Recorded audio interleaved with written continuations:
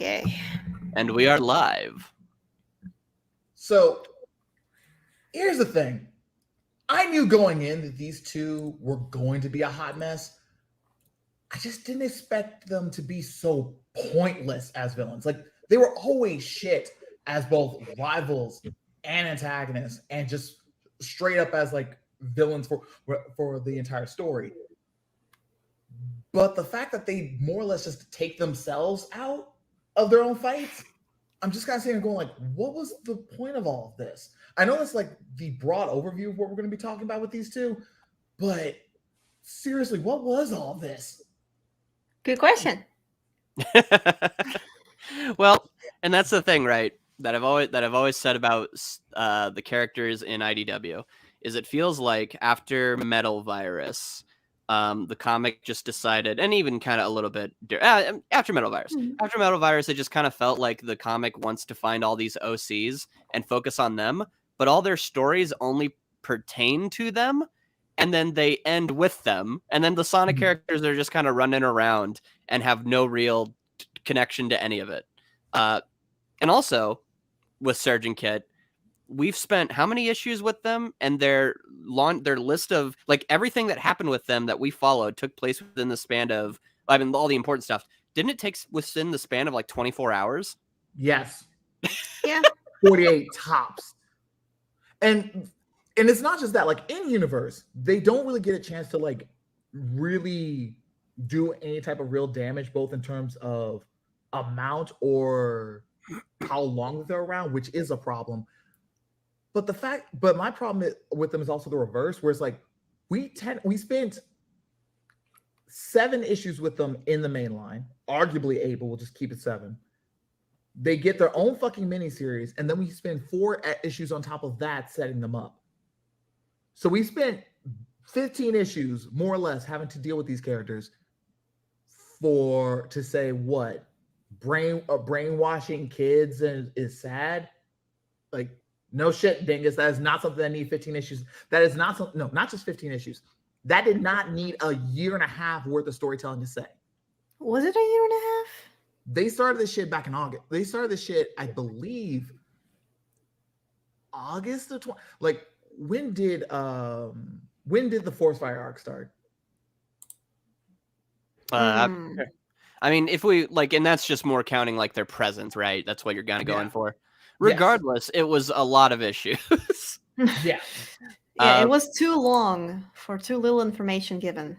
Well, and for characters who change personalities pretty much every issue. Yes. Like, or they change motive or goal, you know? Sometimes even in issues like we see here. But true. I think we're getting a bit ahead of ourselves. So let's try focusing on. Actually, I was gonna let's start with anything else. Let's start with something else, just to show that we are both fair and balanced on this podcast with no name. Are there any positives you'd like to say about Surgeon Kit? About them as characters? Yes. Let me think.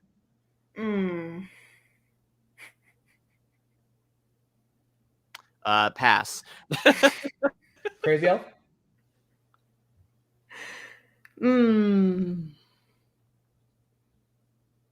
Nope. Okay. Nothing. I like Surge's design. I think green is cool. It is cool. And I'm totally not biased with that. Yeah. Yeah, no, that's all I got for these two. I feel like they were a waste of time for a character that should have been like a B story. Yes. For like 2 issues. Yeah, no, seriously, jokes aside, they do nothing but depress me. I have nothing positive. Well, okay, I'm interested in that. What about them is a disappointment to you in terms of like what were you looking for and what did they not deliver on? I don't know what I was looking for, but what I got, like, and how the comic treated them in general, I cannot even say it's not my cup of tea because I feel that's just so twisted. I just cannot understand how anyone can be into that, honestly. So would you I want to know if this is what you're getting at when you say like it like you can't even say it's your cup of tea. Do you feel like the way they were treated in the story, because this is my take, is that they were like pretty much cruelly treated? Like Yes. it feels mean spirited and just like torture. Just Yes, to torture these extremely. characters. Mhm. Yeah. So okay. yeah, like all we know about them is that at first, well, Starline kidnapped them, he brainwashed them, he experimented on them, and then Comic treats them like garbage. Sonic makes fun of them. We're supposed to be on his side, and then when yep, go ahead. Yeah, they constantly show like how they suffer, but they also always have these stupid, funny facial expressions. Like we're supposed to, laughing at them all the time. Mhm. I'm just sitting here like, do you really want me to laugh at someone who's a victim of this huge mess? These guys need help. Yeah. I don't want to see their asses get kicked. I want to see them get helped. Yeah, that's the weird part about this is, and we were noticing this a lot with the IDW original characters, is that they are, besides one character, and that might get subverted in issue 60, almost all the OCs only really exist to be tortured. They're not really here to like have any type of positive impacts or really to be properly explored as characters. They're here to be tortured, they're here to be mocked, and they're here to be humiliated. They're not here to do anything else. And I don't know why we had to spend so much time on them. Like, think about Search and Kit for a second. It's bad enough that they have this really twisted backstory, but for some reason, we need to set them up. We need to set them up as being antagonists for Sonic. Like, we'll get to we'll get to Sonic's involvement in this in a second. But just as individual characters, they're shit at doing that. They don't like every time they end up showing up into a story trying to start a fight, they either they're also highly incompetent. They're made completely incompetent. They are humiliated, and they usually end up getting punked out of a fight wherever they're in. Like, think about all of Surge's fights up to this point. Her first fight with Sonic, she basically ends up tripping. She ends up barely being able to hold her own against him. She slips and falls into a hole. Right. Second time, congratulations, she beats up the sniper. Like, that is, she beats up a sniper in a hand-to-hand combat. That's not impressive.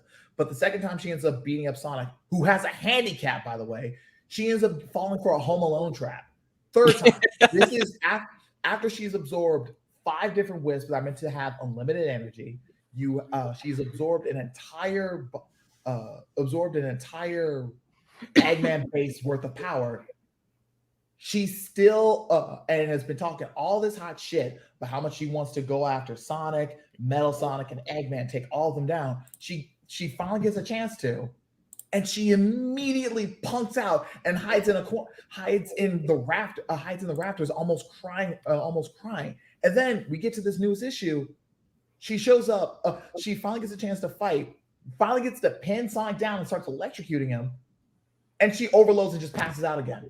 Like, she can't even be a functional she's not even a functional antagonist or action character. So whenever I see them trying to do these weird Dragon Ball Z homages, like having her in Vegeta's pose, I'm like, y'all so don't get to make that reference?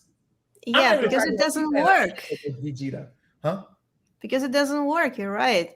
No. When you introduce a new rival, well, it's a Sonic's rival, right? Sonic needs to lose at least once. You need to show like why Sonic would want to rival them, why would he want to become better. She just loses to him all the time. Well, and it's not even that she loses, it's just that the comic bullies this character. Like, it bullies Surge constantly.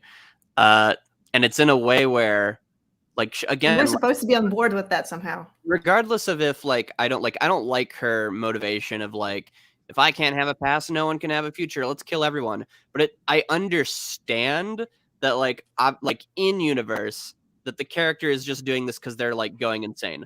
I would have liked for it to be more explored, but even on a baseline level of me not liking that as a motive, that's compelling. I at least understand that this is not coming from Surge being an evil person, I guess, inherently, if that makes sense. Yeah. She just watched herself get murdered like 50 times on a TV screen and was told like, yeah, you have nothing to live for and everything about you is to fight Sonic or whatever. And then the comic consistently just beats her down with this, and then she's out of it. And our hero is portrayed, and the fandom fully agreed with this. I'm interested to see how they've reacted to this issue, which seems to almost like, if it doesn't admonish him for it, it proves once again that he is wrong and he can't accomplish his philosophy. But, you know, in issue 50, he's standing in the sunlight looking down at this character. She tells him, like, I was made, these are the problems. And he's like, lol, heard that before. And then in this issue, he's like, okay, I admit it. Like, what happened to you was real bad. But just like, can you, like, please just stop? And she's like, no, of course not, you asshole. And so, like, it's just so weird to have this character who, let's say you like Surge. Like, I had a friend who really liked her just based on, like, her initial personality. And the whole time he's just like, can she do anything? Can the comic let her do anything fun?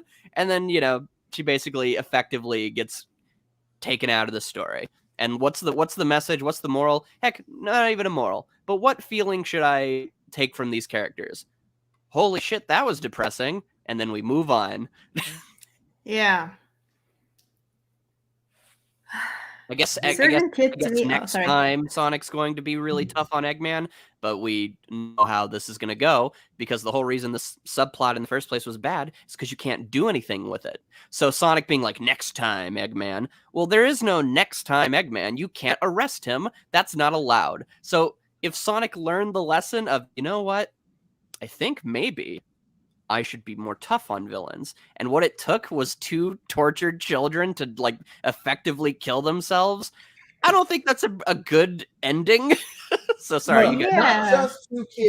Not just two kids killing themselves, but this is after the main guy who's been doing this shit has committed 3 different apocalypses. He has seen all of that suffering. And then on top of that stuff, he ends up seeing the same villain trying to set all of his friends on fire. He still didn't get it. It took till this moment for him to remotely consider that this is a bad idea.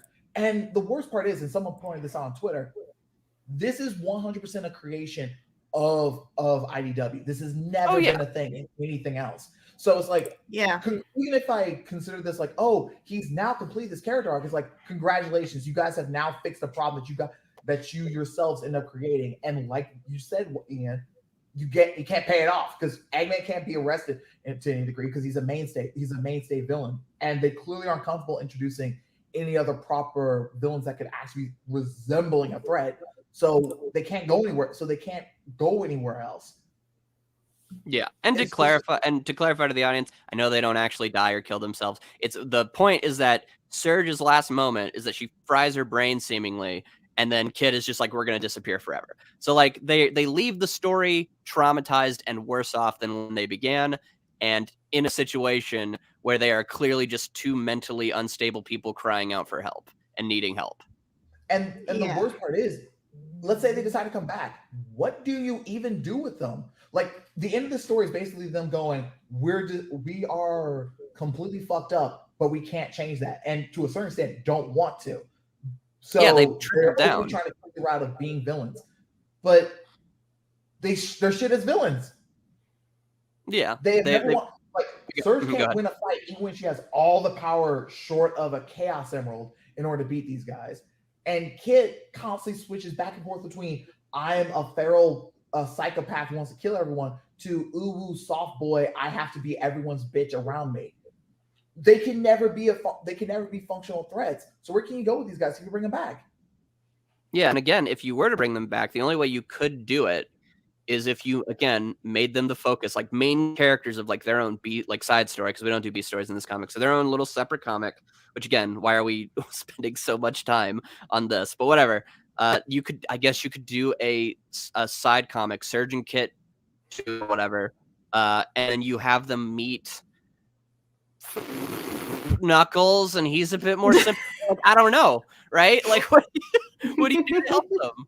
You know, like their next arc is that Kit this was my headcanon with my friend. I was like, all right, here's what we do if we have to write this. Surge wakes up and her brain did fry, but we've seen that like she's died multiple times before and like she just resets. So she wakes up and she's like, whoa, what's going on? And Kit's like, oh, like Sonic's dead. And they're like, oh, cool. Who do we beat up now? And then they're like, that floating thing up there is pretty cool. And then they go fight Knuckles. I don't know, like anything. There's just nothing you can do with these guys. They have reached the climax of their story.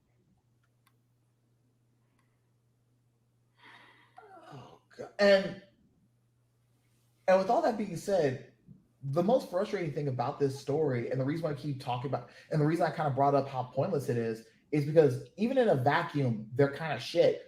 But like we kind of alluded to earlier, they don't do anything for the main characters either. Like Sonic, at best, we end up doing that whole character arc about him realizing, oh, maybe I shouldn't keep trying to give villains all this empathy because that's just me trying to change who they are, and I'm not respecting their freedom. Let's pretend that's what they're going for. That's probably not what they're going for. I don't think either. I don't think that's what they're going for. But even besides that, what else was he supposed to gain? What else was he or Tails supposed to gain from this story? Like, people like mocking the fact that I went on to Flynn's podcast to ask him what was he going for with these two, and why? What was the whole point of going for these two? And he just kind of paused when I asked him that, because it really didn't seem like they thought what was supposed to be the intention about what, because he didn't seem like he actually thought through what the role of these two was supposed to be for the main character's story. And while it's nice to have a little bit of a one-off fun story just with a random idea, if you're going to dedicate 15 issues to something, it should be for the benefit of the main characters that people are here for and the story is supposed to be about. Yeah, that's the main problem, is how much time is focused on it and how little nuance there is to that time being spent, if that makes sense. Yeah, so but I think the answer that you're looking for, like, why are they here? The answer to that is he actually answered that, like, not in this way, but people were asking why there are so many OCs in the comic. And he said it's because OCs are easier to write than canon characters. So basically, the amount of OCs that we have is just like the result of them cutting corners all the time. Because writing is apparently extremely hard. That they would want to tell so does that imply, I mean, I'm not going to try to put words in his mouth, but would that imply that these dark, serious stories would be happening, like serious, but these like torturous stories would be happening to the characters we know if they had it their way? Because the types of stories they constantly want to tell. You have Starline, who's a villain, who can't be fun because he's just not allowed to do anything. He's constantly mocked. He's constantly made to look like an idiot. And then he dies. Yeah. Oops. All right. We have Belle. Belle's entire character is basically just waiting for the moment where she will be sad, because obviously, like, she's made by Tinker. She's just a robot who can cry. Yeah, and so you're waiting for the moment where she will find this out, be sad, and then what is her move forward option? She says, "I'm going to help out robots you leave behind." Okay, what does that mean? Like, what do I like when she says that? What can I expect to see from that? Just her being happy, I guess. Like, like, yeah. And you can tell they don't really give a shit about that premise, because unless Scrapnik Island's supposed to come back in, which should be the main time that motivation comes into play, that's not going to go anywhere. Because when's the last time you see Eggman like genuinely just leave a bunch of robots behind? Right. Well, and then so there's that. Well, Omega. Let's see. Yeah, and let's go with the idea of Whisper. So Whisper had a complete character arc, and I think Tangle and Whisper is, the best little side comic they've done so far. And that story had a beginning, middle, and end, with a nice ending about this character being able to move on from her trauma, get revenge on the guy who did it, and also learn to open up and make friends. Okay. Yeah, she had a little arc in there. Yeah. Yeah. And then what they realized, it seems, is Whisper, besides Tangle, has nobody to interact with. So what do we do to keep her interesting and engaging? Well, she goes over to Tangle and says, "Tangle, Mimic is out and about, and I can't have other people around because they could get hurt. I have reset my character. Moving on." So Whisper had a very nice ending, and then they reset it, and now she's back to where she started. Yeah, so when I end up seeing people talk about how Flynn is too restricted by the Sega mandates and he should be allowed to just do whatever he wants with the main characters, I look at these guys and I go, yeah, all he does is a bunch of torture porn. I don't want him doing what the characters actually matter. Yeah, actually, you're right. Yeah, I would rather see OCs going through all that rather than my favorite characters from games, seriously. But then again, that brings a question like, why is this comic even called Sonic the Hedgehog then?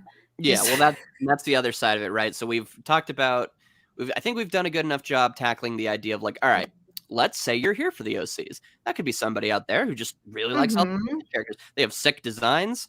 I like Starline's design. I like Surge's design. Kid actually looked kind of cool this issue. Like, I like some of the stuff they did there. And then like Belle has a cute design. So let's just say, you know what? You're a Sonic fan who likes the games, and you're content with just like, all right, so the comic's not going to do much with these characters, but hey, all these OCs are getting time to shine. So if they can't be in the games, well, then I got a new cast of Sonic characters to enjoy.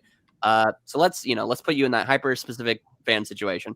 Well, then you're getting fucked because all are being treated like garbage. So yeah. Like, again, if you like, the only OC who I think has been treated well throughout, and like if you were a fan of this character, you'd be like, yep, they are treated well, is Tangle. Tangle, every time she shows up, she gets to be lively, she gets to be fun.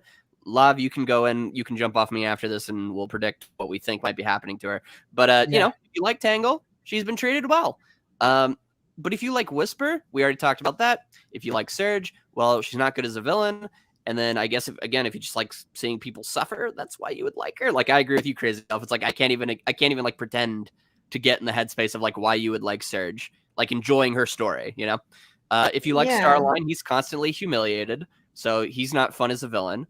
And then if you like Belle, she's just constantly tortured. So yeah, I guess we only have like these two characters who from the radio booth.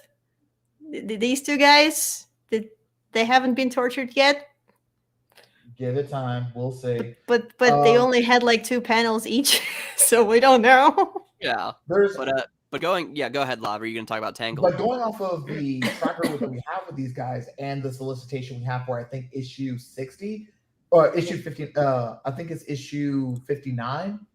That's going to also break for Tangle too, because we're going with the track record.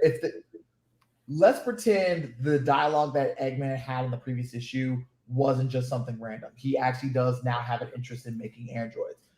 The most likely thing that's about to happen is that Tangle is about to get is going to be turned into an android, or is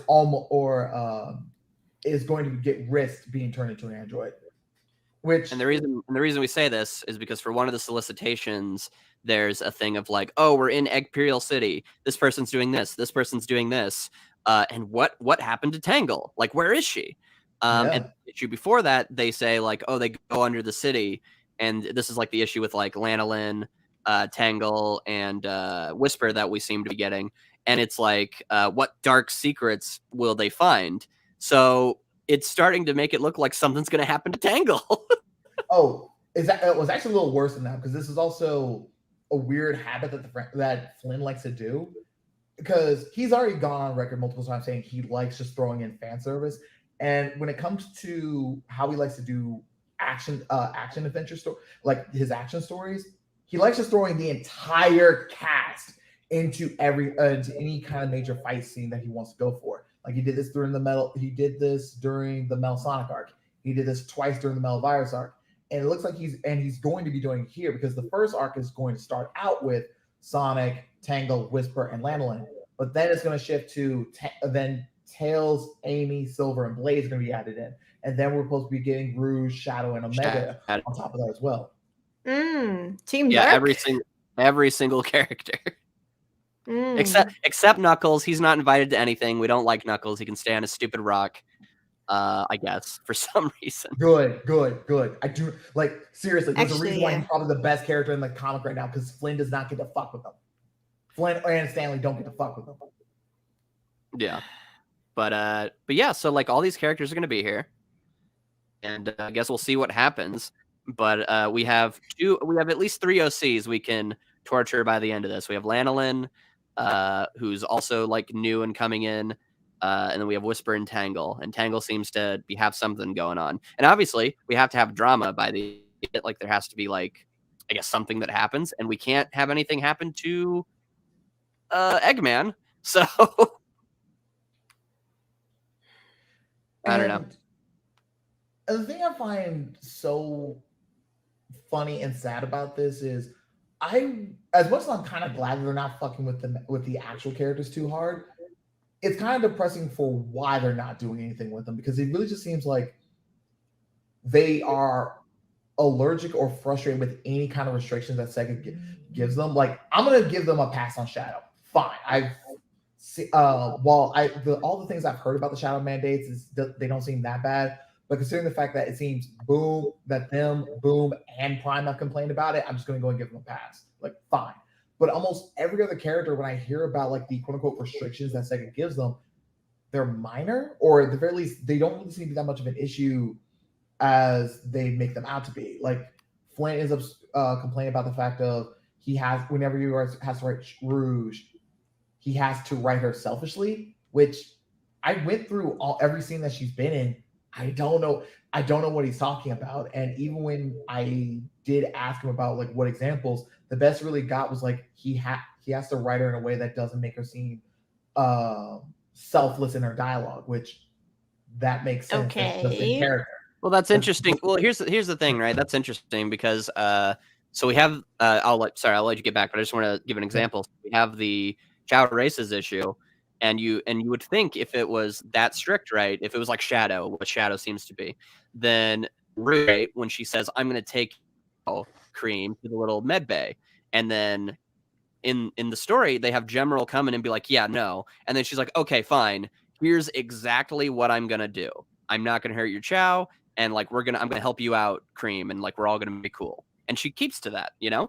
So like that, like if the restriction is that loose, which is just have her be a little selfish, but you know, if someone asks, then she'll explain herself.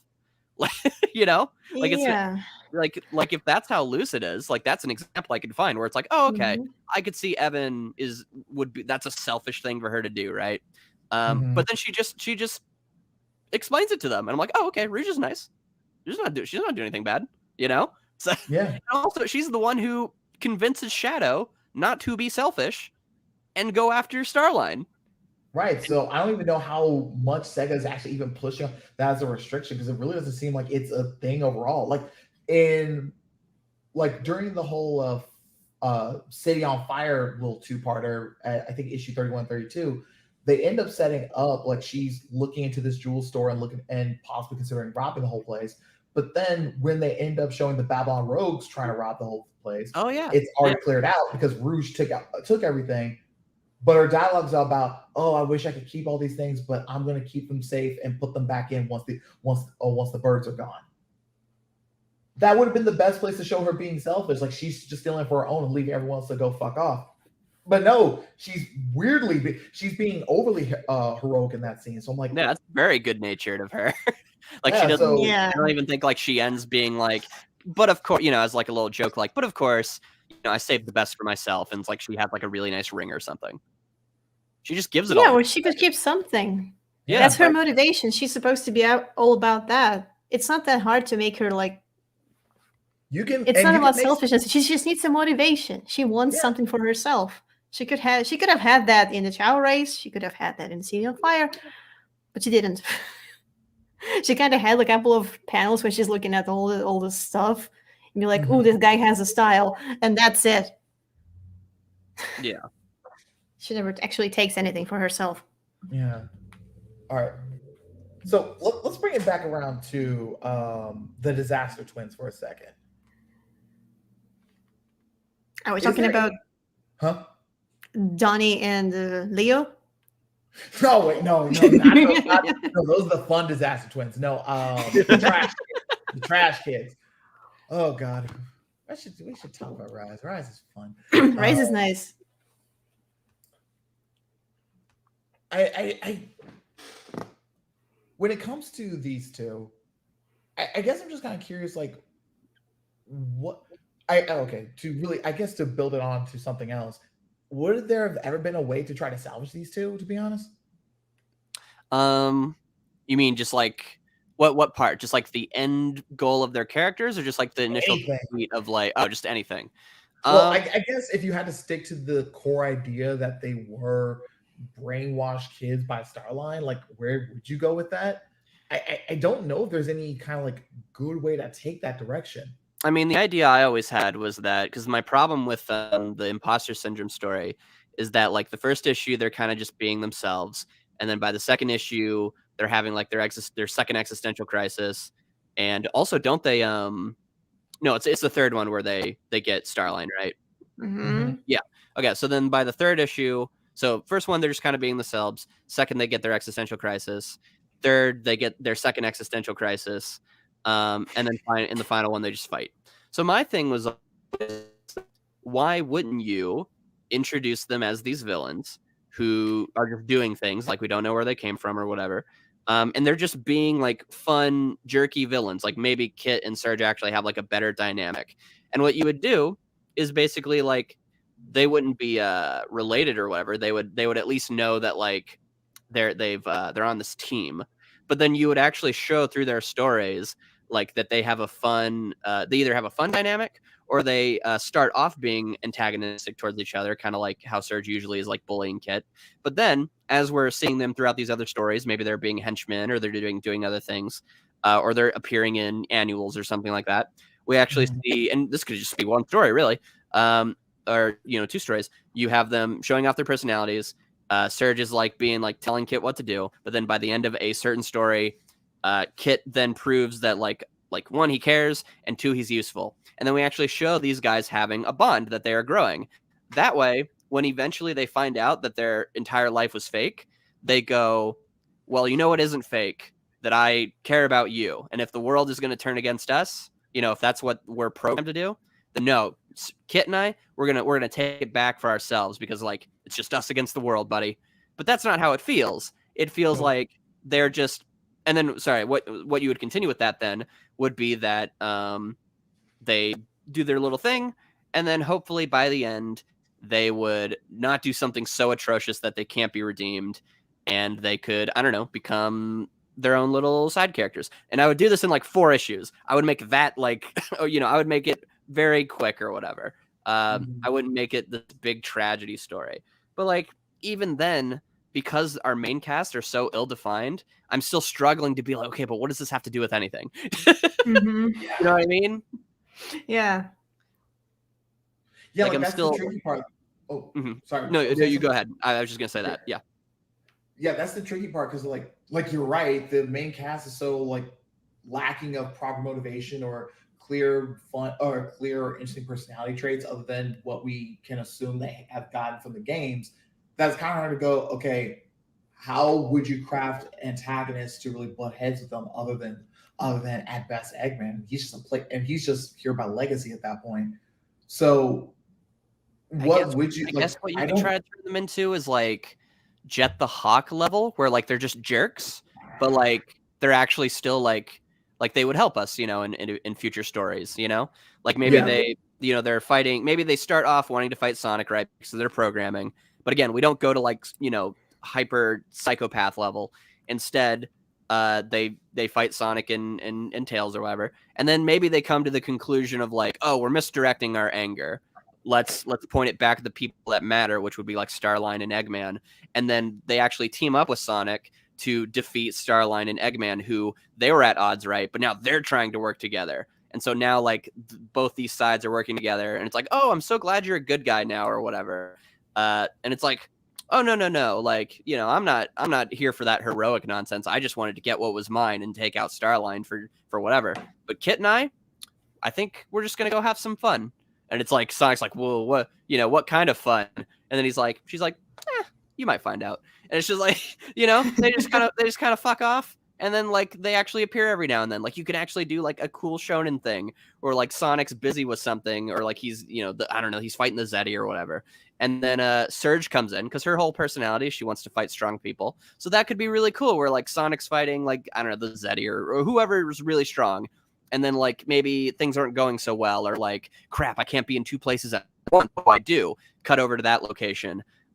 And then it's just like, ha ha ha, we're going to destroy this town. And then a lightning bolt comes from the sky, and Surge is there. It's like, fresh meat. It's like, who are you? It's like, you're about to find out. It's like, yeah, holy shit, Surge is going to help us fight the guys. Woo! Just something, You make everything sound so fun, man. Yeah.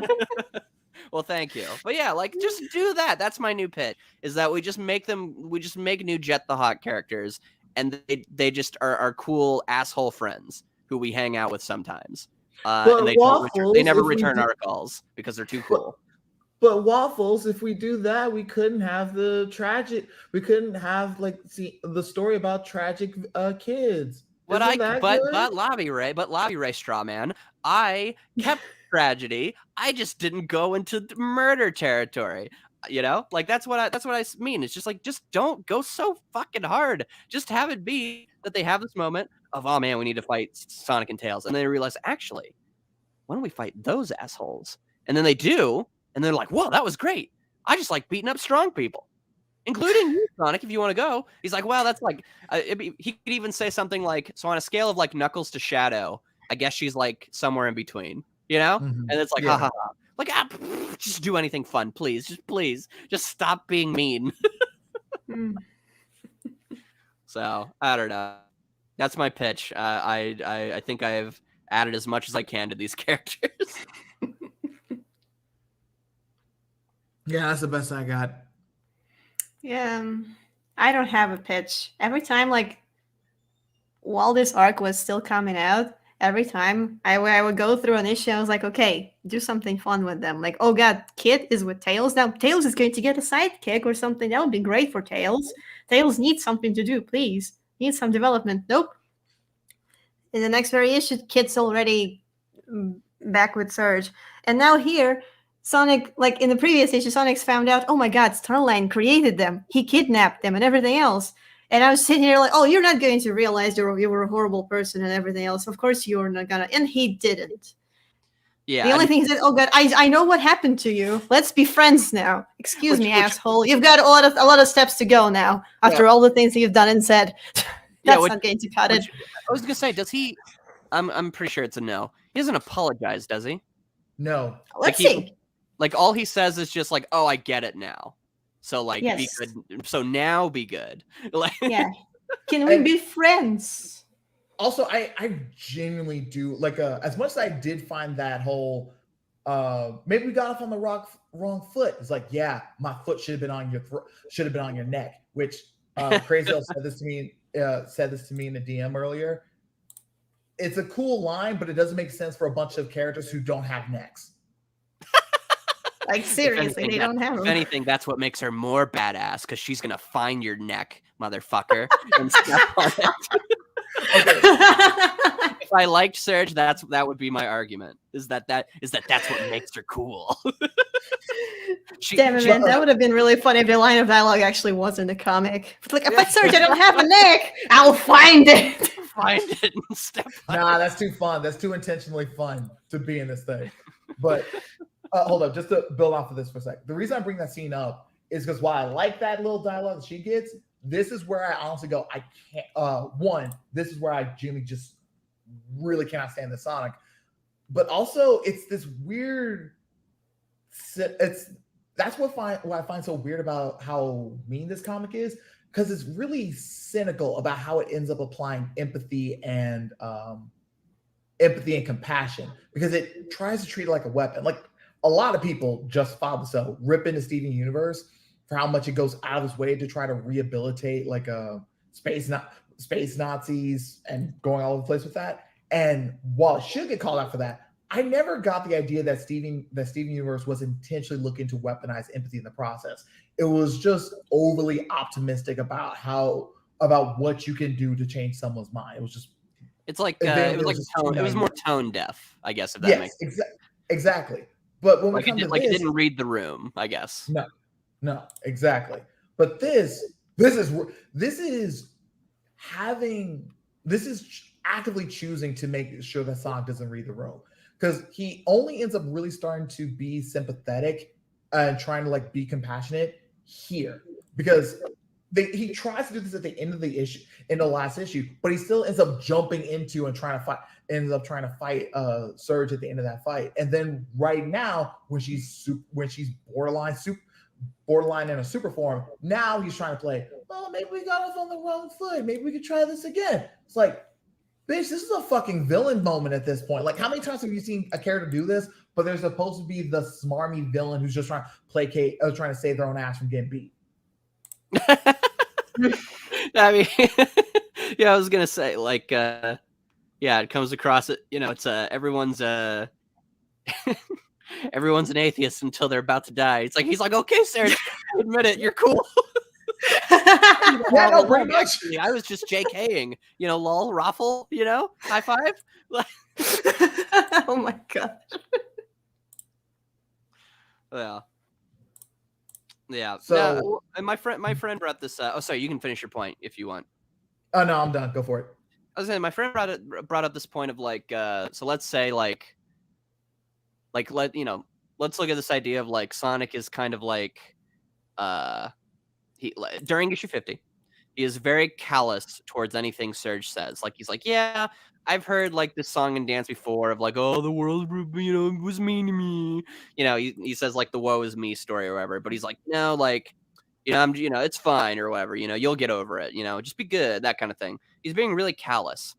And my friend was like, and then obviously at the end of this, it seems like in some way it clicked in his head that maybe not that he was wrong, but that like it obviously didn't work, because he's like, okay, now I get it. You like bad stuff happened to you. I know you said it the first time, but like I just thought you were, LOLing me, bro. And I thought it was a JK. So like, Yeah, she was totally joking back there. it was like when she, when you were yelling at me and saying things like I was made, that was because of like the doctor, and that like you were really mad at me. Like I just thought like it was a prank. I didn't know. Mm-hmm. That's how he acts. And so now he's just like, oh, now I get it. So my friend was like, is the point of this version of Sonic that he's become jaded? Because then we were talking about like how he deals with perfect chaos. In Sonic Adventure 1, every character is like, we have to beat the shit out of perfect chaos and shove him in the gym. And Sonic is the only character who goes, well, if we do that, his anger isn't going to go away. It'll just keep perpetuating it. It's like, oh, wow, Sonic. So like we have precedent that like when Sonic really is like he's paying attention more than people give him credit for in these games. And that's when and he wants to help and he knows what to do. Yeah, and so when he has that moment, same with Merlina, where he's like, oh, okay, I get it. Like you're afraid of like the world ending and all these types of things. He beats you, and then he helps you, like whenever you're not trying to kill him anymore. But here, the way he's portrayed in 50 is like he's jaded to that. Like he's like, been there, done that, just fucking get to the part where we're bros, okay, idiot? And it's like, what is this? And the worst part is, I don't know where this comes from either. Yeah, because like, where does it come from? Because like, let's just go with the mindset as saying like, oh yeah, every game up to this point has been canon, but every single time he's gotten a villain who, this isn't a franchise that's known for having villains with shit backstories to justify their actions. Like if anything, it's been relatively decent at not doing that kind of crap. So I don't know why Sonic would end up being that callous in issue 50 towards Serge. Get like, oh yeah, I've been here multiple times. You have a sad backstory. You blame me for it.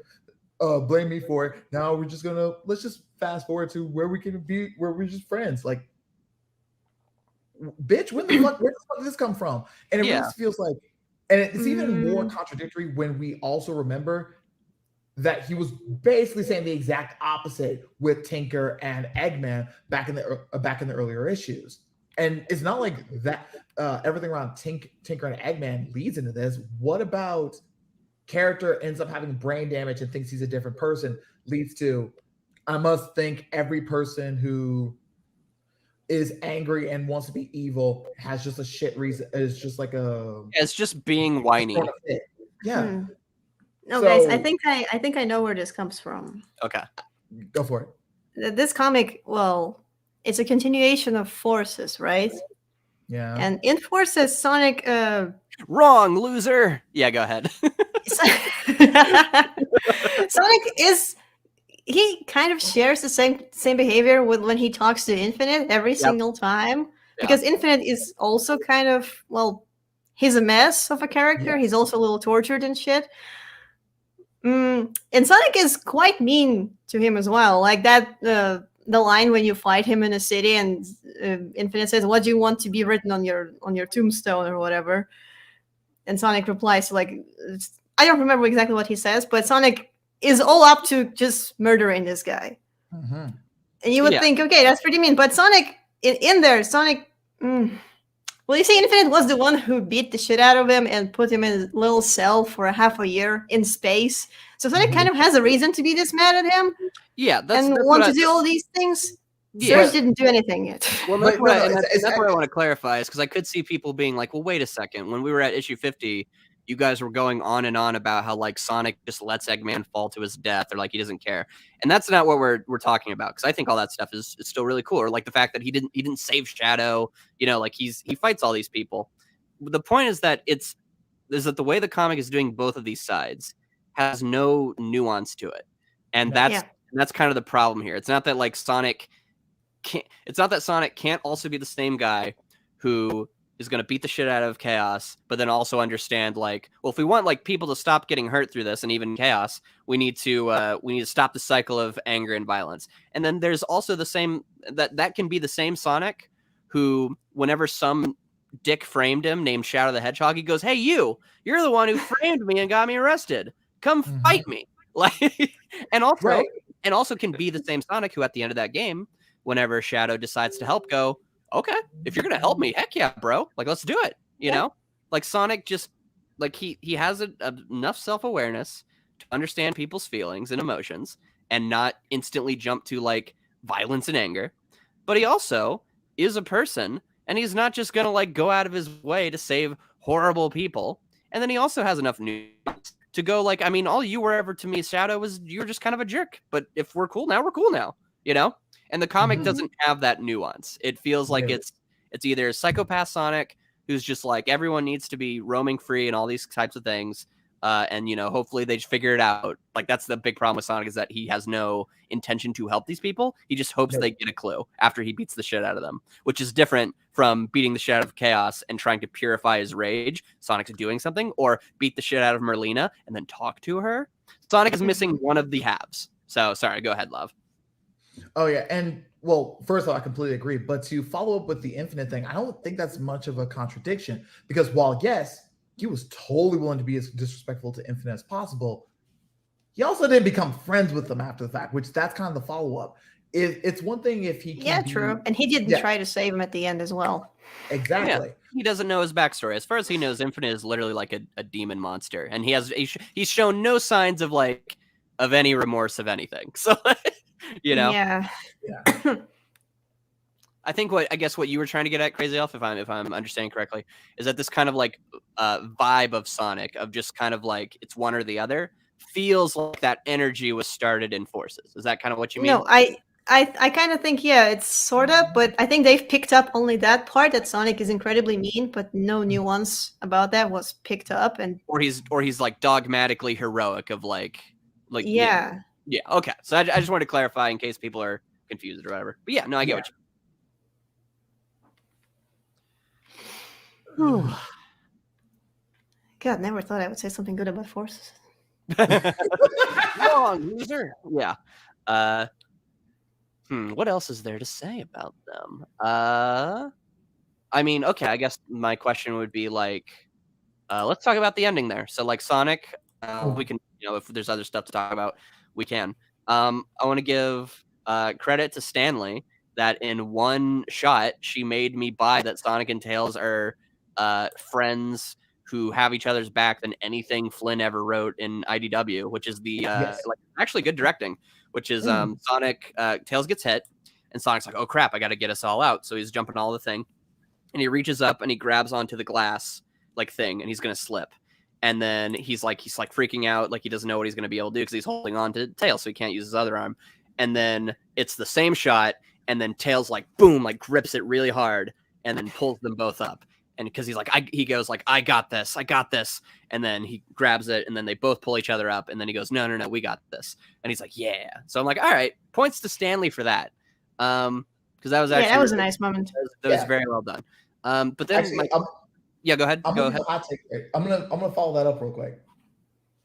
I actually do think I'm gonna give a genuine compliment here. I actually do think Evan can be decent with character moments like that. Like she does have. I don't know if she's been like super great with Sonic up to this point, but I feel like she does come up with a couple of scenes here and there where it's like you get a little bit of a vibe about how the characters end up working off each other just with a couple of frames. You get a decent amount of interaction, so you have something resembling a personality. personality and an idea about how the relationship works. They don't get followed up really well a lot of the time, but I do think like scenes like that do give her issues with that little bit of an edge. Yeah, I mean, like I've always said that in the Chow Racing arc, I really like some of her dialogue for Rouge. Like whenever, not to get too off topic, but like whenever they go to sign Cream up, and she's like, "This young lady is so excited to race with her Chow." It's like, "Oh, we don't allow kids to race." It's like, "Oh no, I'm the young lady," and I'm like, "All right, that's fine." Like whenever Amy's like, whatever Rouge is doing, she's probably like pickpocketing all the guests, and she's like, "I would never. Everyone around here has nothing on them." And she's like, "You think that's a nice thing to be setting example for Cream?" She's like, "Absolutely not. Cream, honey, if you're gonna rob a bunch of people, make sure they're loaded." Like, and I'm like, all right, you're funny. I like you. In those moments, the rest of it's kind of boring, but you know, we're baby steps. Yeah. But the thing I wanted to mention was that, so at the very end, Sonic looks genuinely pissed. He does not just like be like, Eggman, go have your little, like it. I thought it would end if this were the way Sonic has been written, it would have ended at the part where he looks angry and he's like, well, we got to get the wisp back, and then they would have just walked off. But Evan adds the line, which is to me a promise. I don't think they're going to follow up on, but it's a pretty bold statement, which is Sonic goes, "Next time, Eggman." So like we've got like a threat of like, I'm done here, you know? Next time we meet or next time something like this goes down, that's the vibe, is that this is it, you know? Or like I'm going to take this differently. I'm going to treat you differently now going forward. That's the vibe I get from that scene. So, do you think that will go anywhere? No, it won't. What do you think? I want to hope, but nah. No. Go ahead, Lav. What were you gonna say?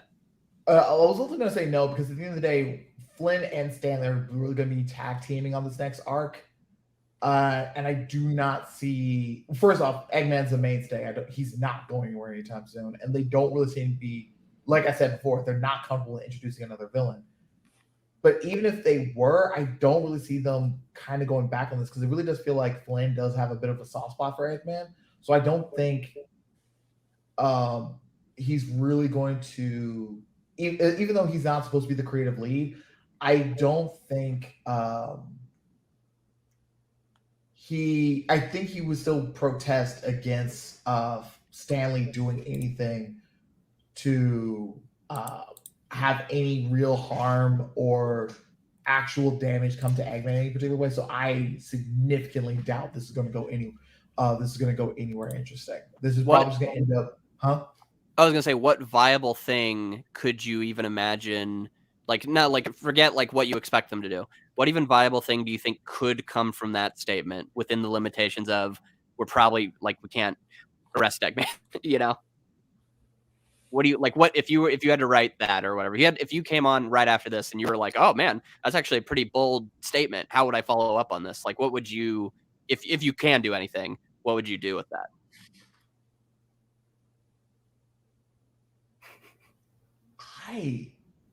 I like that pause. Wait, what?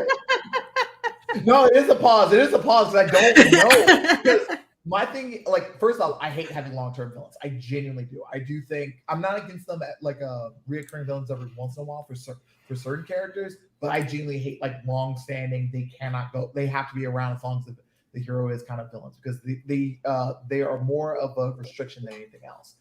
But if you're going to do that, the best way to handle them is the Team Rocket style, where they're just meant to be comedic. They're just meant to be comedic. They come up, they need to be taken down, but they're generally harmless. But that's not what IDW is going for. They're going for Archie tier. This motherfucker is up for causing apocalypses. So by any all intents and purposes, he needs to get a boot to the teeth at the bare minimum. But they can't do that for several reasons. So if I had to come back in on that, well, I'm not entirely sure where I would, because my problem with this is if Sonic does have this much of a problem with Eggman, I don't know why he doesn't just take him down right here and now. Take him down and deal with him right here right now. Like, Metal is on his last legs. Why are we wasting time with this? But okay, if I had to follow this back up, I think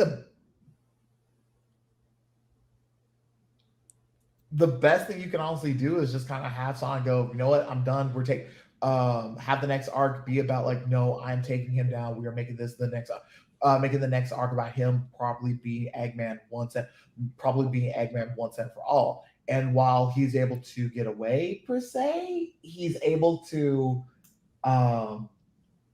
Sonic's able to basically take down like his big fortress and really take down any sort of power that Eggman could have. So he's going to be out of power for a while. My problem with that is I could easily see Sonic still becoming a little bit obsessive about trying to fight Eggman, which I don't want that to be the case, because like the whole goal should be I'm taking him down completely, not just I want to destroy his toys.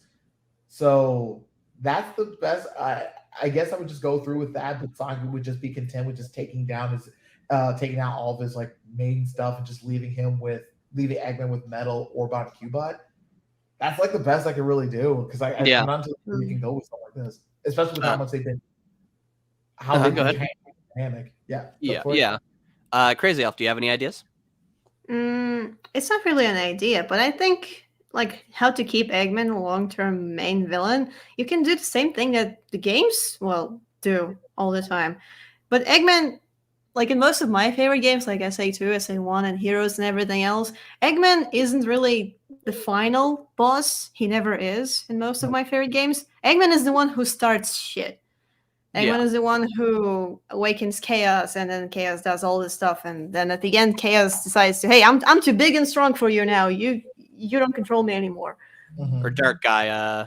Yeah, with Dark Guy and stuff like this. So you could use Eggman like that. He finds something, he tries to, take control over it. He tries to make it do the things for him, and then when this creature or anything really is getting out of control, Eggman can just be first final boss, and then the real final boss is going to be the thing that he was trying to control, and you can just repeat. So that's a way you can actually make Eggman like go away every time, because after you done with beating him, you still got this huge monstrosity destroying the fucking planet. You don't really have time to worry about one old man right now.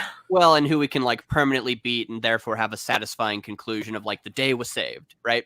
Yeah, stuff like that. I think that's a good idea, because what you're suggesting, even if like as a byproduct of this, then would be like you would actually slowly be like removing that dark, edgy overlord dictator value of him, and therefore kind of slowly edging him back into the mind of the viewer as just another jerk around, or like you said, he's the person who starts shit. So like he's not being reverted to a joke, but he's being reverted into like, oh, that Eggman, he's always getting into stuff he shouldn't, and then being a problem. But then there's the bigger problem, and then we stop that, and then we, help somebody or do something, in the end. So I think in that way, that would actually be good, because then you would be removing him from like this pedestal of just like nonstop onslaught evil villainy. But then you would actually have something by the end. And I guess Flynn tried to do that with the metal virus with the Zeddy. Yeah, he did. But it didn't. It wasn't him who introduced. Like, it wasn't him to brought the Zeddy on the exactly. Case. Well, and then and then after the fact, he's still like going up to Sonic and being like, "Hey, Sonic, I bet like you ran across a bunch of grass and spread my virus, killing millions." It's like, oh my gosh, like had to give him a Joker moment. And yeah, like just to bring an addendum. First off, you both are right. That's the correct path in order to handle Eggman. What I was thinking of was paying things off. Was about paying off Sonic. I was paying off Sonic's motivation here, because I'm looking at the last page of 56 and I'm seeing this glare. I'm like, if I have Sonic make a glare like that, the villain, I'm not like there's going to be an ass beating coming. It's made to be a big deal. Like it's like focus. Like this isn't like a top right. It's a close up. Yeah, it's not like a top right corner. Oh, that's a good expression, and then we keep moving. Like it's the final. It's like the third to last beat, basically. It's like he gets really mad, then he's just kind of like, whatever, and then he's like, I'm gonna fucking kill that guy. Let's see walk away, like he looks mad, Exactly. So if we're talking about how to handle Eggman's character, That you guys are exactly right. That's the best way to handle this kind of character. Just take him back to being not necessarily joke, like not necessarily a joke, but just more like he's an annoyance, he's a problem, he needs to be dealt with, but not literally the devil. Yeah. right. Yeah, Because he doesn't want to kill everyone. He just wants to have his he wants own to little build kingdom. he wants to build Eggman Land, damn it. Yes, Yeah. he It's wants roller he wants coasters. power. He doesn't want murder. He wants power. Yeah, Right. I think And a I piece mean of here's the thing land. that I think that's actually a very good point is that like when the because I've mentioned this and we'll get back to it. I'll give my kind of perspective on how I would handle that character or that payoff, like you're saying, Lav. But to keep building off the Eggman thing, that's kind of the difference I feel about like how you should handle this kind of thing is that like they show too much the damage that Eggman is causing, you know, and that therefore creates like you have Cream, a little girl, getting infected because of this thing that Eggman did, and you know being carried off into the sunset while General watches and she's crying and scared. And she says something to the effect of like, "I'll close my eyes so it's not as scary. Will you still be with me?" Like this is like a death scene, you know. You have because Adam Bryce Thomas is a great artist and he goes all in with the expressions, but to I think a bad part, you have the scene where Tangle gets turned into a zombot and Whisper is freaking out and is like trying to hold her back, like no, and she's crying and all these types of things, and she's like holding her head, and like Cream is also there, like trying to like calm her down. It's like, oh my gosh, it's just gross. But now let's look at Sonic Adventure. Because of Eggman releasing chaos, and he wanted like perfect chaos. He wanted that in the end because he wanted to control the god of destruction. A whole city gets like flooded, but you don't see anyone drown, and it's also implied that everyone got away. That's the meme. It's like the true fastest thing alive is the citizens of Station Square because everyone's fine, and you know just on buildings they're like, yeah, Sonic, do it, buddy. You know, that's funny. So Eggman did a thing that feasibly should have killed like millions of people, but it didn't. And if it did, we don't talk about it. And all that really we need to do is like fix the city and like drain the slums. You know, we gotta get rid of the water. And so by the end of it, and then he also gets beaten kind of in a comedic way where he's like, ha ha ha, Chaos, I built a second egg fleet to kick your ass. And then he gets like one shot and he's like, no, and he flies away. So like Eggman wants a similar endpoint in SA1, which is to have a giant god of destruction and rule the planet. But the way that's depicted feels more like, you know, the evil bad guys of a Saturday morning cartoon who are like, you know, take over this thing, question mark, power or profit. Like, you know, like it doesn't really seem like he thought it out, if that makes sense. And the game doesn't focus on like it being that serious. Even if we go to SA2, right? He gets a giant fuck off laser beam and he shoots the moon. And then like the first thing they do, like if you're in Sonic's story, everyone's like freaking out. And again, that's not too bad. You know, he's got a big weapon, so we got to stop him with it. But then when you go to the villain story, when they cut back to him, he's like, fuck, nobody listened. I think Nobody's afraid of me. Shadow literally says like, well, it seems like our threats fell on deaf ears. Because everyone's like, it's Eggman. I mean, it's probably a problem, but like Sonic will handle it. It's cool. Like, yeah. And I want to go back to SA1 again because, like, yeah, he's went through this extremely convoluted plan of gathering all the Chaos Emeralds to feed Chaos and everything else. And his plan B was just to send a fucking missile to the Station Square to blow it up. Why wasn't it plan B if all you wanted was to destroy this little city? That's actually the perfect example.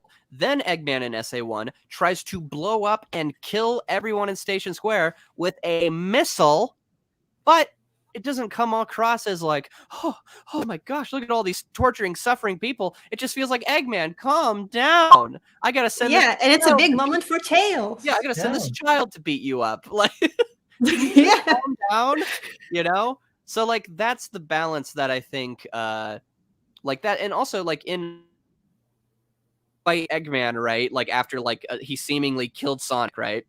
But then like, it's still a fun video game. So like when you beat even if you're playing as Eggman, if you're playing the villain story, so in that story your character will have killed Sonic. Obviously you've probably played Hero, so you know he's not dead, or you have 2 brain cells and you're not a child, but whatever. So then you're playing as Eggman, and then you beat up Tails, and it's like he beat up this kid who's trying to avenge his friend, but it doesn't come across as like dark and grim and moody, because then he goes yosh, and then it goes da da da da da da da da da da. So like, Yeah. it's fun, and that's what I think that IDW is missing, is that like it doesn't have an, like, if anything, it's gone completely in the opposite of the meta era, as people call it, where it doesn't have any self-awareness, if that makes sense. Like it has like it tries to tell jokes, obviously, and that's fine, but it does not treat its situations as absurd, if that makes sense. And I think that is what's missing, is that there's no absurd angle to any of this. It's all serious. Again, characters will say jokes, but like what's happening is serious. And there's no levity to that. There is no comedy to there's no comedy to the fact that Starline sucks as a villain. He just sucks as a villain, you know? Yeah. There's no comedy to Surge being like an angry psychopath. She's just an angry psychopath who sometimes says funny things, like funny one-liners. But her intrinsic nature as a character is not funny. Now let's compare that with a person with a similar name. Scourge. His whole character is that he is Evil Sonic, but that is his birth name. It is on his birth certificate. His name is Evil Sonic. And his birthday present is that he wanted to beat up Sonic and get like a cool new jacket, or like get a cool new like skin color or whatever. He wanted to be green. And then he's like, and then he teleports to Sonic's house. He's like, "What's up, nerd? You want to fight?" And Sonic's like, "Hell yeah." And then they fight. And then he's like, now I'm going to beat up Shadow. That's fun. And he's like, "Oh man, well now fighting 2 people is kind of a big deal. Woo, I still beat cats up." And then he runs away. So like Scourge is like inherently supposed to be funny, but also he's a really superpowered Sonic. So he's at least a problem. But it's in the same vein as an Eggman, where Eggman's going to cause shit and we're going to have to deal with it. But it's not that serious, guys. And that's why whenever Scourge does become a big bad villain, what makes it funny is that his version of taking over Sonic's planet is to steal his literal childhood clubhouse and just like chill out at his crib. And then his mission is, he says, "All right, Miles, take these bombs and then just like put them on Sonic City and blow it up or something." And he literally says that. He's like, "I told Miles to go over there with a bag of bombs and drop it on Sonic's stupid city. How is this a hard job?" Like, even when he is, that's the joke. That's the intrinsic joke of Scourge, or not the joke, but it's the intrinsic like absurdity of Scourge, is that he is a bully first, but he tries to make him hype himself up. He's king. He's this big, awesome guy. Come on, Sonic. Just fucking bow already. I took over my planet. Ah! And then how's he beaten? Sonic is like, "Bro, I don't know if you noticed, but I don't think you beat me up." And he's like, "I will." And then he depowers, and then he gets the shit kicked out of him, and then he's thrown into jail. And his last words before he goes to jail is like, "Hey, you can call me a nerd all you want, but like I'm Sonic, the coolest who's ever been. I'm all the potential unlocked." And then he leaves. So like there's a comedy to that character as well as a threat, because he is Sonic but evil and has a super form and is really strong. Yeah. So there's that balance. That balance exists nowhere in any of these IDW characters, and for any of the characters who are positive. You know, they're just suffering. So that's my big long rant. Sorry. No, you're good. You're good. No, God, I'm trying to find a way to follow that up, but no, that's pretty much it. Like they just feel this weird need to just. It really feels like Sonic is going through his edgy teen phase right now as a franchise. I'm like, guys, there's a reason why you're supposed to grow out of that when you hit 20, because you ultimately realize, just being needlessly moody is not fun and it's just kind of miserable. And it only makes sense when you're a teenager going through high school, because high school sucks. When you are supposed to be a comfortable franchise and that's supposed to be a 30-year-old franchise, this isn't cute. This is embarrassing. This is not cute. This is not endearing. This does not make the story deep. It is embarrassing and try hard. Stop it. Hey, man, you want to know something funny? What? Sonic's been through that phase like 17 years ago already. With Shadow the Hedgehog in 06. Yeah. But at least Shadow the Hedgehog was back at it again. At least Shadow the Hedgehog was kind of meant to be absurd. It's Shadow walking around with the gun. Well, actually, yeah, Shadow the Hedgehog is a an ironically hilarious game. This is like taking candy from a baby, which is fine by me. Karate chop. So like it's like I wouldn't say that qualifies, but that's at least still not trying to. There's still that part of absurdity there. It's still that bit of absurdity that whether it's aware of it or not, that's a fair question. But that fits honestly, that fits the franchise so much better than any of this. Yeah. Yeah, no, I think... Batman isn't really Sonic's thing. Yeah. I'm so glad you brought that up, because that's what it really feels like they're trying to do with Sonic, is that they're trying to put him in that same kind of framing that Batman is, where Batman has a no-kill policy. He has a mad psycho villain who's supposed to be the two sides of the same coin. Bullshit. Then you got everything's meant to be like slightly meta, and everything exists. Like all this stuff exists because the hero exists, and it's like, guys, that barely works for Batman. Honestly, the best versions of Batman usually don't do that stuff. That makes absolutely no sense for a character like Sonic, who has nothing in common with Batman. Literally, the whole point of movie 2 is that Sonic is not Batman and shouldn't try to beat Batman. Well, and usually with like that's kind of the fun of comics, is that like with something like Batman, you have so much precedent for how he is supposed to be written that you can't just like, and these stories are usually one-offs, you know? They're like, okay, let's like they're kind of what IDW seems to want to do with his villains, which is like make these little short stories. I think done poorly, because they don't really have a message other than that life is hell. But that's kind of the problem that's where like you can earn that kind of stuff, where it's like, you know what, Batman and Robin are like a cool thing, and they're like, you know, they're doing their fun little, maybe not adventures, but they're doing like their cool comic book stuff, absurd comic book stuff. That's what comics are all about. And then you can every now and then have something like your Dark Knight Returns, where Bruce is like broken and beaten and all these types of things. And even that's me doing a disservice to that story, because that one is about having like a hopeful return for an aged old Batman and stuff. So like, again, it's this type of, or you know what, I'll do like Under the Red Hood without spoiling anything of that. That one has a very tragic ending for a very particular character who was damaged and beaten and bruised and has a lot of mental scars. But the way that story ends is about how Batman is also so damaged, and how he feels so bad that he can't give this person what he wants in the end.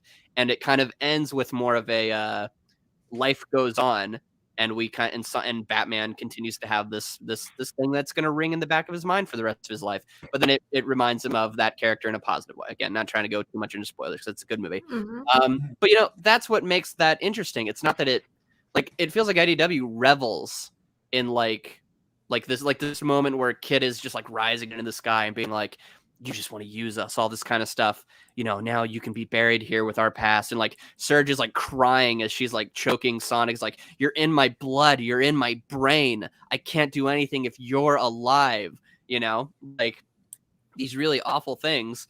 And then all Sonic really has at the end is like, that made me feel mad. Like yeah, he's not like self-reflective on it or anything. Like at most you kind of get like he's glaring at Eggman, like at best, because he's kind of blaming, because Eggman's being like dismissive, basically. Yeah, but he's not really reflecting on anything that Surge and Kit, or like Surge or Kit were telling him. He's not really like trying to learn from or anything, which really just makes it even more pointless. And the worst part about this is, not the worst part, but what makes this even more frustrating is I don't think even most of the audience is going to process that, because Surge and Kit have been bouncing around between personalities, motivations, and rationale the entire time they've been in the comic. So I don't know if anyone's going to look at that and go like, yeah, they have a point here, or they're just going to go, you know, that doesn't make, you know what? Yeah, they're just crazy and angry. Of course, they're just speaking crazy. And I don't blame either one of those interpretations, because at the end of the day, they just can't, because there's nothing consistent about them. Even Kit can't be consistent in this issue. He goes from being the red-eyed feral one who wants to try killing them, talks to Tails once, ends up immediately giving up on everything. And then when Surge gets in trouble, immediately jumps back into that mode, tries having a villain monologue, and then just fucks off. Yeah, and I saw someone try to say like, that's what that like Kit was purposely like playing Tails, and that was because remember we talked about this, Lav. So before this issue, they're like, okay, but the plan is gonna work, and like me and Lav were like, what was the plan? And I'm like, I guess what it was. Yeah, that was a plan. I was like, they will come find us, and then we will murder them, which was the plan last time. But okay, great plan. Great plan. The plan lasts and again, it's not a joke. Like it's not meant to be like, you know, like funny or like it's even not even funny. It's not meant to be over the top of like, you know, like Surge being like, ha ha ha, we have you right where we want you or whatever. You know, you've fallen into our trap card. We're gonna kick your ass. Like I don't know, like. If anything, when we meet them in the last issue, they're like cornered animals. Like they come out of the shadows, like, ooh, they're here, you know? But yeah, no, you're right. Like Kit just kind of, I guess if you want to say he was just playing Tails, but I just don't think there's enough evidence from how Kit has acted because he acts differently every issue to like really like, even if that is true, to be like, oh man, this proves that Kit is the end. Like, but here's the question: what does he play him on? Yeah, go ahead. What'd you say? Like, okay, let's say that's true. How does he play him? He doesn't do anything to Tails after that.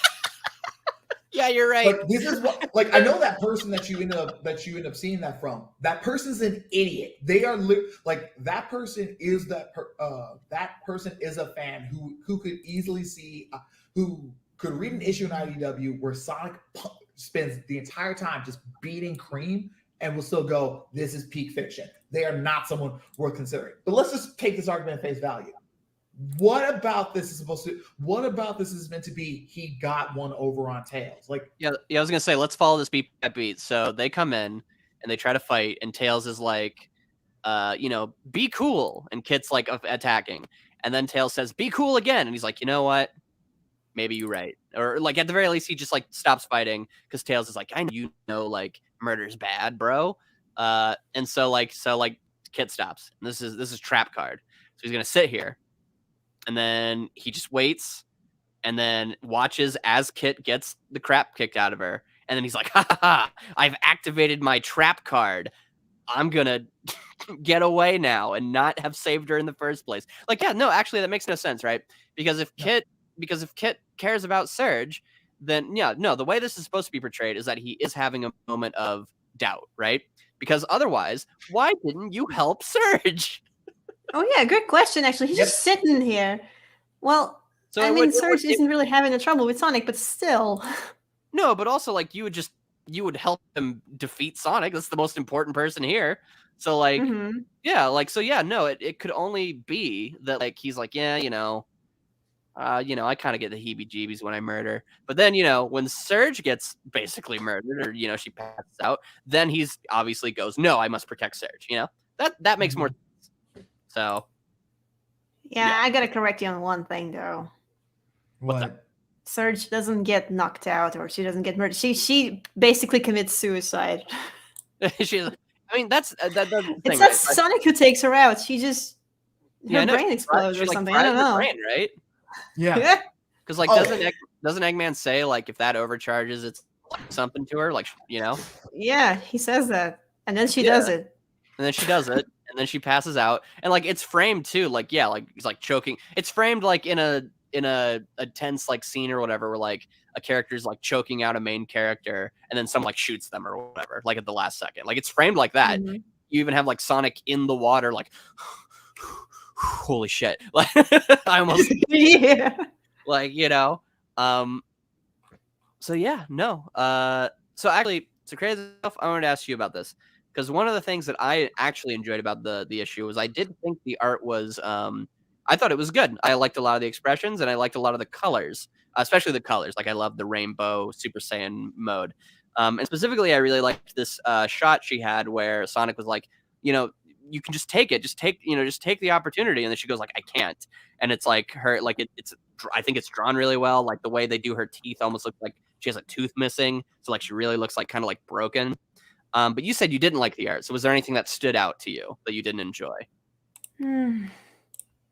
Or was it more so because of the content it was doing? Well, the content really isn't helping, to be honest, and it's just. I mean, I cannot say like nothing really bad about it. It is looking pretty. It's just. I don't know. Mm-hmm. So it's just not, more not like impressing. If I say that. It's like it's supposed to have something grand is supposed to be happening here. Like it's a big fight. We've been building up to it for like 1.5 years or something like that, and it just ends with nobody winning again. So you would say like it's more so like, you know, there's so for example that scene I talked about with Tails, like that moment I do think is shot like very cinematically and like it actually punctuates the emotion it's going for. But would you say like the rest of it kind of does do that? Like it doesn't feel like it's directed in a way that depicts the idea of like this is like the final battle. It just kind of like any other fight. Well, I don't know. I just like I'm looking through it right now, and I think a lot of stuff, the background, like jumps forward a little too much at places. When it's just black background, it's not bad, but when sometimes like when at the page where Kid says, "I'll bury you all here along with our past," and he goes like flies up Jesus style and stuff, he blends in with the background a little too much in there. I mean, I know we're supposed to see everything crumbling and stuff, but you really need to zoom in to see what's going on because he really Gotcha. blends. So like for you, it was the fact it's not necessarily that it's terrible. It's just more that like this is a big event and you didn't feel that through the art.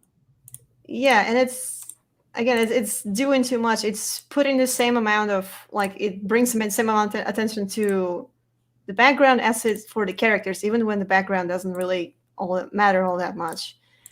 Because like say like on that page when everything is getting destroyed, yes, it is getting destroyed, but we still have to have our focus on the main characters, right? But they just blend in. I don't know.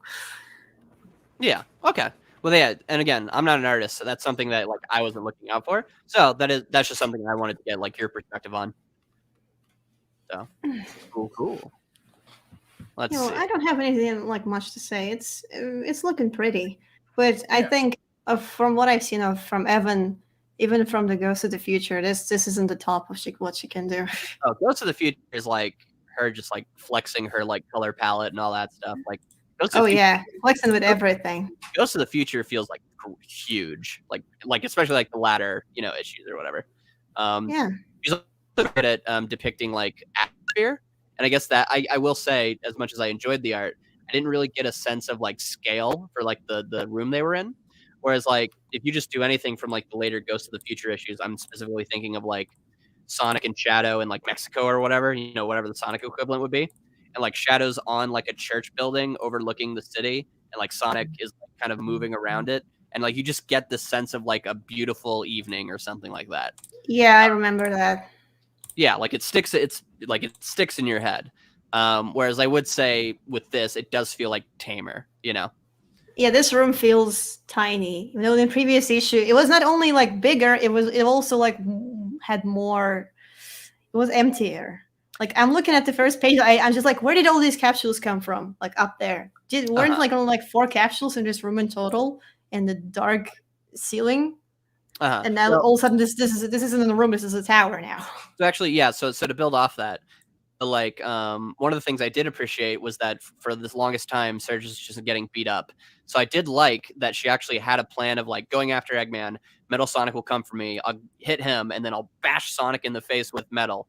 But where I think the fight choreography, and that was like basically the one time that happened. But where I think that in that way, Evan maybe got a little better at like using the characters' movesets. You are correct that they don't use the environment at all the entire fight. And not even just in terms of like fighting in it, like, using like going higher to do this thing or like using the windows to like depict something. Like just even like emotionally, they don't use the scale of the building to do anything. They're just in a room, Mm-hmm. So they're just in a room, and the only thing they actually do is like, oh, they spill all the water, and now you like the floor is lava now, Sonic. You cannot stand there. That's all.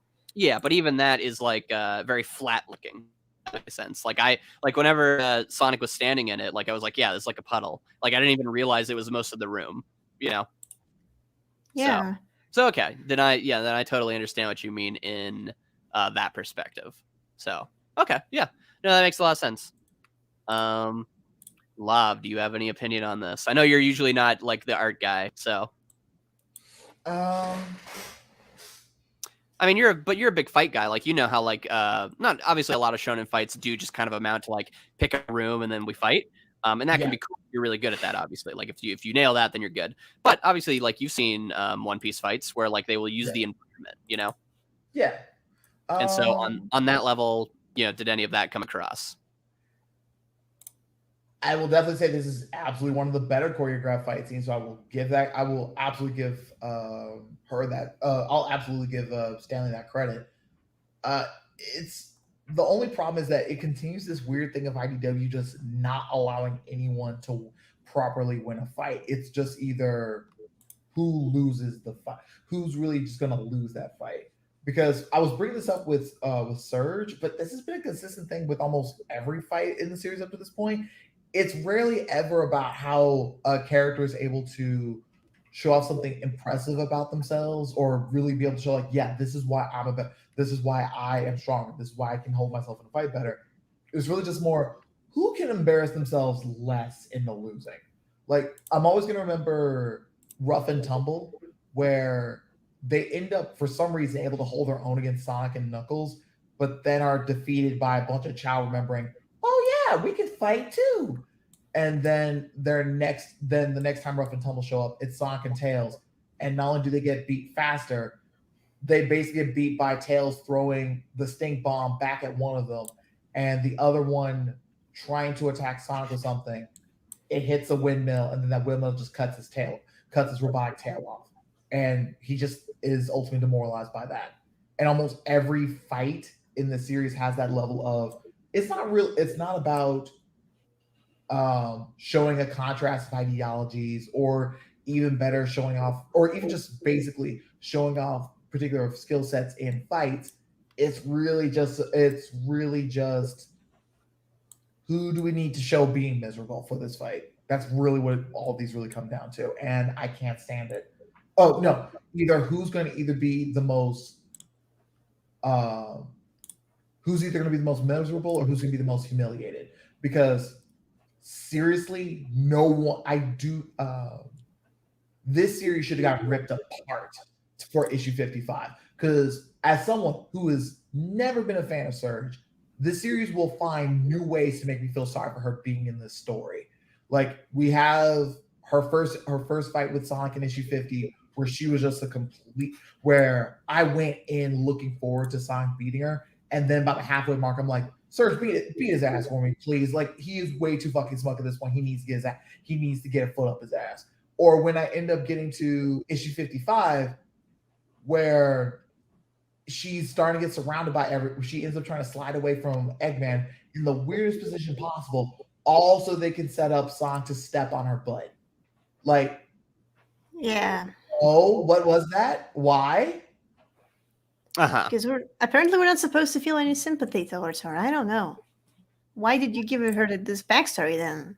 Yeah, and to bring this back up a second, myself, KrazyELF, and a friend and Derp, who's been on previous episodes, we ended up watching Ruby at some point, and none of us can stand Cinder because she's easily one of the worst villain in that show for a bunch of reasons.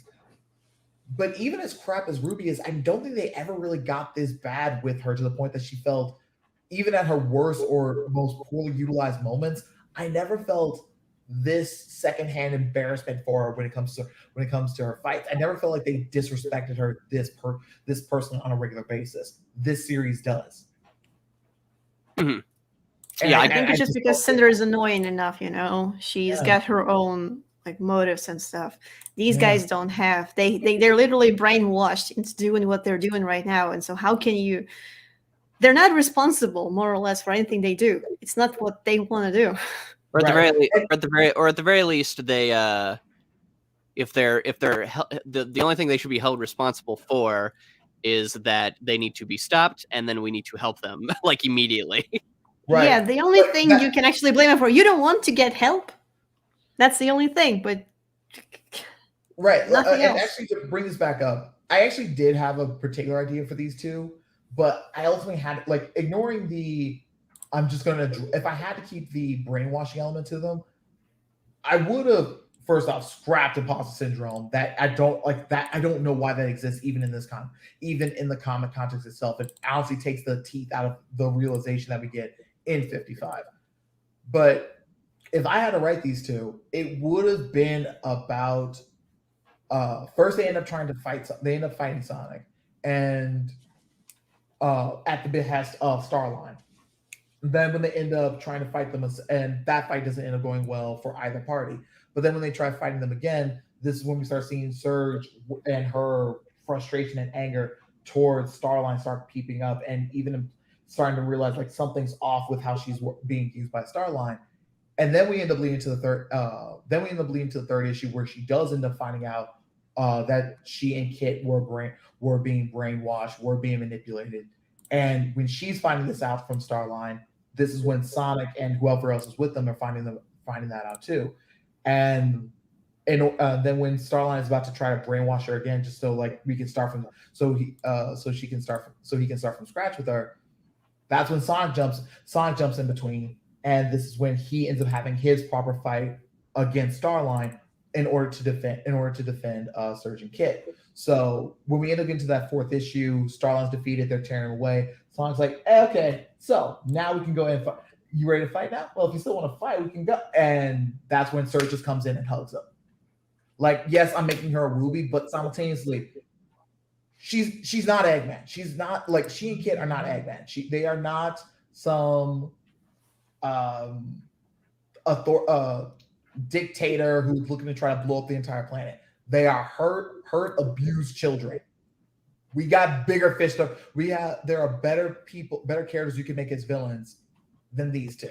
So I'd rather just go ahead and just give them that chance to actually start being better, even if they started out in a bad situation, versus just continuing to wallow in their misery like this. Yeah. So like in your version, you more so go for like just making them good by the end, basically. Yeah. Getting them help. Yeah.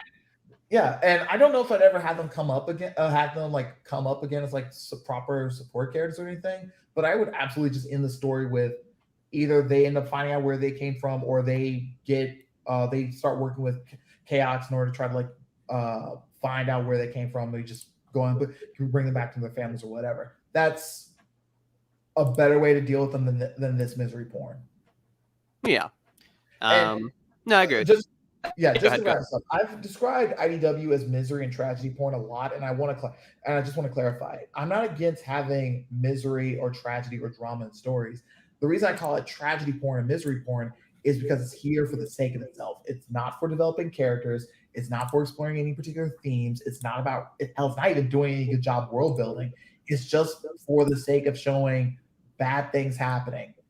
And that's what's supposed to be compelling about it. And that's way too weak sauce, especially way too weak to carry a story, especially when they end up dedicating over a year of material to doing that. Yeah, I agree. And I think that's a good point to kind of end on, is the idea of just like, again, if you like these characters, I just feel like I would be feeling betrayed consistently, because anytime these characters that I like are put in a story, they're just made miserable or mocked or belittled, and then they leave the story.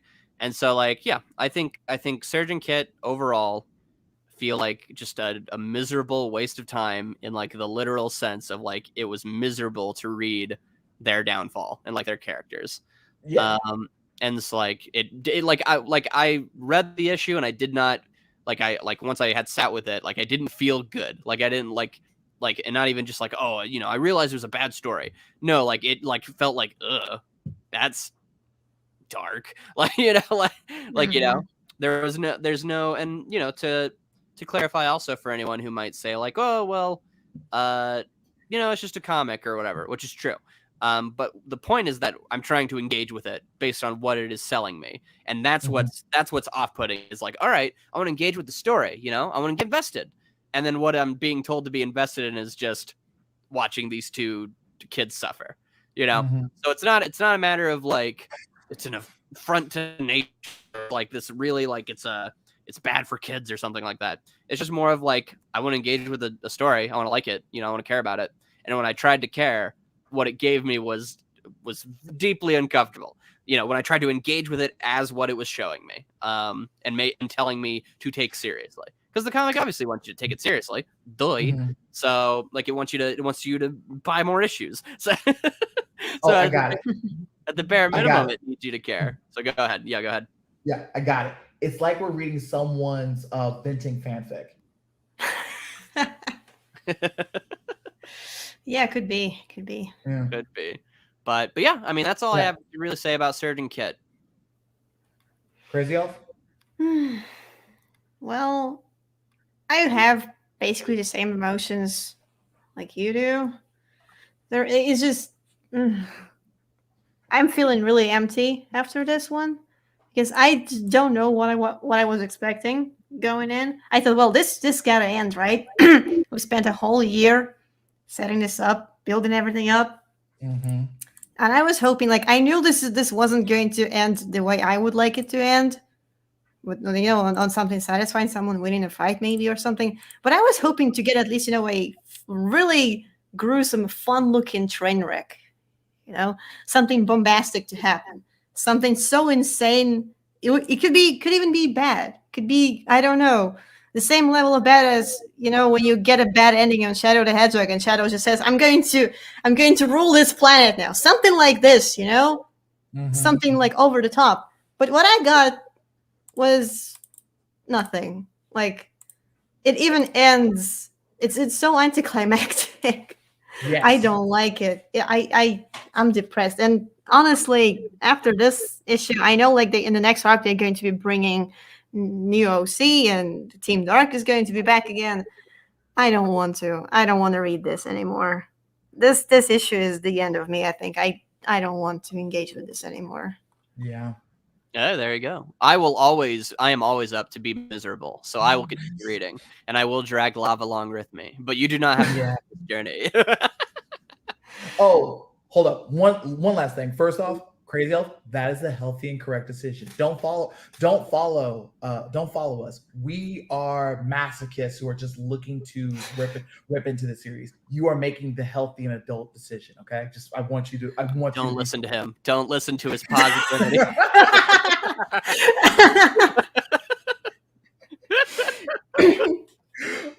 Come on, KrazyELF, come play in the light with me. No, why don't you come play in the dark with me?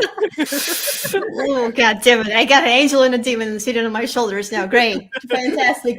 But yeah, no, I totally understand. So like, yeah, going forward, we'll just have to drag Derp in here. Yeah, I'm going to have to heal myself after. So I'm playing Yakuza 0 right now. I'm having a fantastic time. Heck yeah. Great game, beautiful. Such good story. Even side quests are written better than some of these stories in these comics. I swear to God, guys, play Yakuza 0. Good game. Yes. It sounds like it's very absurd. Yes, it is. It's over the top and it's fantastic. Actually, you know what? I'm gonna have to take that count back. It's not a year.